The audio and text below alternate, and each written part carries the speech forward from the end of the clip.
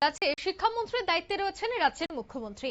আর রাজ্যের মুখ্যমন্ত্রী থেকে শুরু করে শিক্ষা দপ্তর দাবি করছে যে রাজ্যে শিক্ষার হাল পরিবর্তন হয়েছে, শিক্ষার মান উন্নয়নে একের পর এক পদক্ষেপ গ্রহণ করছে। কিন্তু আখেরে রাজ্যের প্রত্যন্ত এলাকা বা গ্রামে গঞ্জে গেলে দেখা যায় যে বিদ্যালয়গুলির অবস্থার রীতিমতো বেহাল। কোথাও রয়েছে পরিকাঠামোর অভাব, আবার কোথাও রয়েছে শিক্ষক স্বল্পতা। আর এই শিক্ষক স্বল্পতা বর্তমান সময়ে কিন্তু একটা বড় আকার ধারণ করছে। আবারও কিন্তু একই অভিযোগ উঠে এসেছে। অভিযোগটি এবার উঠেছে ধর্মনগর থেকে।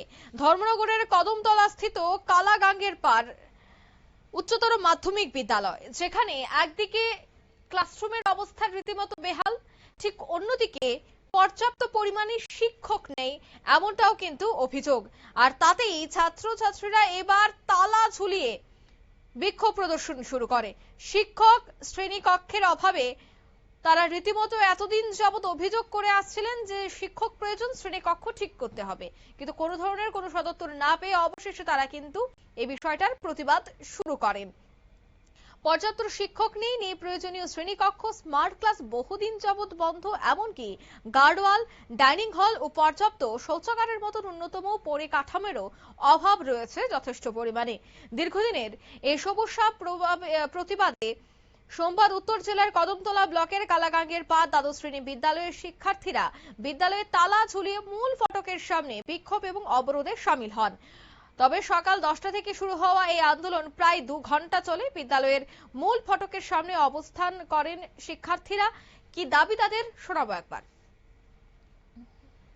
বিগত দিন থেকে আমাদের স্কুলে বিভিন্ন ধরনের সমস্যা নিয়ে আমরা ভুগছি। তো এই সমস্যাগুলো আমরা নিয়ে অনেক বিষয়ে স্যারের সাথে কথা বলেছি, আমরা অনেক জায়গায় জানিয়েছি, কিন্তু আমাদের কোনো কাজ হয়নি। অতএব আজকে আমরা সবাই স্টুডেন্ট মিলে এই অবরোধটা জারি করেছি। তো আমাদের পয়েন্টগুলো হলো, আমাদের ফিলোসফি টিচার বিগত 6 মাস আগে আমাদের স্কুল থেকে রিটায়ারমেন্ট নিয়েছেন, কিন্তু আজ পর্যন্ত আমাদের স্কুলে ফিলোসফি টিচার আসেনি।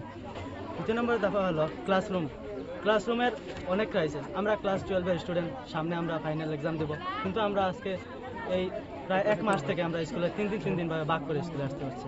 রেগুলার আমরা ক্লাস করতে পারছি না, এই সমস্যা নিয়ে আমরা ভুগছি। গার্ডওয়াল, আমাদের একটা হায়ার সেকেন্ডারি স্কুল, কিন্তু একটা গার্ডওয়ালের অভাব। বিগত কয়েক বছর ধরে গার্ডওয়াল নেই, কিন্তু আমরা এর আগেও একবার অবরোধ করেছিলাম, তখন আমাদেরকে আশ্বাস দেওয়া হয়েছিল যে গার্ডওয়াল দেওয়া হবে, কিন্তু এখন পর্যন্ত গার্ডওয়ালের কোনো ব্যবস্থা করা হয়নি। এখন আপনারা দেখতে পাচ্ছেন যে টিনের গার্ডওয়াল, তার জন্য স্কুলের ডিসিপ্লিন নষ্ট হচ্ছে। আপনারা শুনলেন ছাত্রের বক্তব্য। অন্যদিকে তাদের এই প্রতিবাদের খবর পেয়ে ঘটনাস্থলে পৌঁছান জেলা শিক্ষা আধিকারিক ফিরঞ্জন ত্রিপুরা। তিনি আন্দোলনরত শিক্ষার্থীদের সঙ্গে কথা বলেন এবং বিদ্যালয়ের বিভিন্ন সমস্যা সরেজমিনে পরিদর্শন করেন। এ বিষয়ে তিনি কি বললেন, শোনাবো। আশ্বাস বলতে প্রথমত এখানে টিচার যে ফিলোসফি, বিশেষ করে সাবজেক্ট টিচার, এটা আমরা অবগত আছি, এবং সেই মোতাবেক আমরা দুইজন টিচারকে আমরা এখানে ডেপুটেশনের ব্যবস্থা করেছি। তো সেন্সাস এবং বিএলও ডিউটিতে থাকাতে তারা আসতে পারে। তো আমরা এখানে টিচার শর্টেজ সম্পর্কে আমরা ওয়াকিবহাল।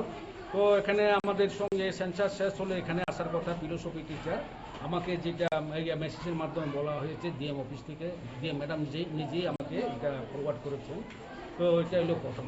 আর অন্যান্য বিষয় যেটা দেখলাম, এখানে তাদের দাবি দেওয়া যেগুলো আছে সবই ন্যায্য। সেগুলি এখন সবটা তো আমরা এখানে বসে এখানে মিটমাট করতে পারবো না। আমরা চেষ্টা করছি ধাপে ধাপে এগুলি কীভাবে করা যায়। বিশেষ করে ক্লাসরুম শর্টেজ রয়েছে, সিলিংগুলির অবস্থা ভালো না।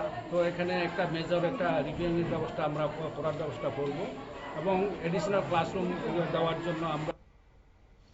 আপনারা শুনলেন ওনার বক্তব্য। তবে প্রশাসনের এই প্রাথমিক আশ্বাসের পর প্রায় 2 ঘন্টা অবরোধ এবং বিক্ষোভ প্রত্যাহার করে নেন শিক্ষার্থীরা।